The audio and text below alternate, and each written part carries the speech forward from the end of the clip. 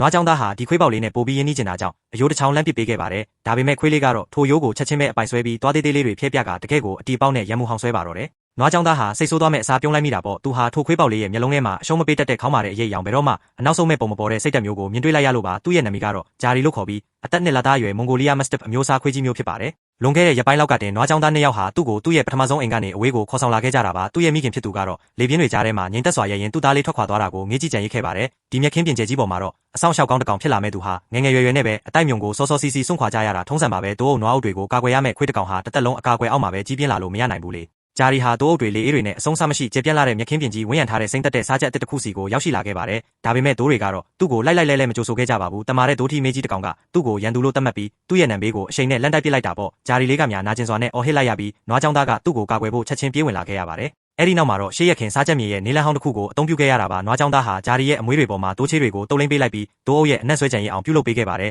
ရန်နှဲငယ်ကြာပြီးတဲ့နောက်မှာတော့ဒိုးတွေကသူ့ကိုရှောင်ဖယ်မသွားကြတော့ပါဘူးထို့ဒိုးထီမေးကြီးကတော့သူ့ကိုလာရောက်ရန်မဆတော့တာဖြစ်ပါတယ်အဲ့ဒီအချိန်ကျမှပဲဂျာရီဟာအမှန်တရားကိုသဘောပေါက်သွားခဲ့ရတာပါသူဟာဒီနေရာကိုတိုးတွေကိုလိုက်လံစော်ကစားနှောက်ယှက်ဖို့ရောက်နေတာမဟုတ်ပါဘူးသူတို့ကိုကာကွယ်ဆောင်ရှောက်ဖို့ရောက်နေတာဖြစ်ပါတယ်ထိုနေ့ကစားပြီးသူဟာနွားချောင်းသားရဲ့အနောက်ကိုနေရာအနှံ့လိုက်ပါခဲ့ပါတော့တယ်သူဟာတိုးရဲ့အဆုံးသားတွေမှာဘလို့နေရမလဲဆိုတာလမ်းပြောင်းနေတဲ့တိုးသူငယ်လေးတွေကိုဘလို့ပြန်ခေါ်ရမလဲဆိုတာနဲ့မြက်ခင်းပြင်ပေါ်ကအနက်အသက်တိုင်းကိုဘလို့ခွဲခြားရမလဲဆိုတာတွေကိုလေ့လာသင်ယူခဲ့ပါတယ်အဲ့ဒီနောက်မှာတော့တောဘူးလဲဝမ်ဘူးတွေလာရောက်တိုက်ခိုက်ကြပါတော့တယ်သူတို့ခြံထားရိတ်ခဲ့တဲ့အနက်အသက်တွေကအရာအလုံးကိုပြောင်းလဲပစ်ခဲ့တာပါဂျာရီနေနဲ့ပထမဦးဆုံးအကြိမ်အဖြစ်သူ့ရဲ့တာဝန်ကိုတေးသေးချာချာနားလည်သွားခဲ့ပါတယ်အကယ်လေးတိုးတွေဘေးကင်းမှသာမိသားစုလည်းဘေးကင်းမှဖြစ်ပါတယ်ပြီးတော့သူဟာထိုတိုးတွေနဲ့အနေရကြားမှာမတက်ရက်နေမဲ့တတိုင်းကြီးတစ်ခုလည်းဖြစ်ပါတယ်နွားချောင်းသားဟာဂျာရီရဲ့လယ်ပင်မှာဖဲချိုးနီရောင်လေးတစ်ချောင်းကိုချီနှောင်ပေးခဲ့ပြီးဒီစားချက်မြေရဲ့အဆောင်အရှောက်အဖြစ်တရားဝင်ကြိုဆိုတတ်မှတ်ပေးလိုက်ပါတော့တယ်လအနေငယ်ကြာပြီးတဲ့နောက်မှာတော့ဂျာရီဟာပထမဦးဆုံးအကြိမ်အဖြစ်တိုးအုပ်နဲ့အတူတကောင်နဲ့ကြံရိတ်ခဲ့ပါတယ်ညတန်းခေါင်ရံချိန်မှာတော့တောပူလဲတွေရဲ့ဦးတန်တွေဟာတောင်ကြားတစ်ခုလုံးပဲတင်ထက်လို့သွားခဲ့တာပေါ့မြူနင်းတွေကလည်းတိုးအုပ်ရဲ့ဝန်းကျင်မှာပိတ်ဆို့လာခဲ့ပါတယ်ဒါပေမဲ့ဂျာရီကတော့အနောက်ဆုံးမသွားခဲ့ပါဘူးသူဟာတိုးအုပ်ရဲ့ရှေ့မောက်မှာမတက်ရက်လိုက်ပြီးမှောင်မိုက်နေတဲ့တောနက်ကြီးတဲ့စီကိုပြင်းထန်တဲ့ဟိန်းဟောက်တန်ကြီးတစ်ချက်လွတ်ထုတ်လိုက်ပါတော့တယ်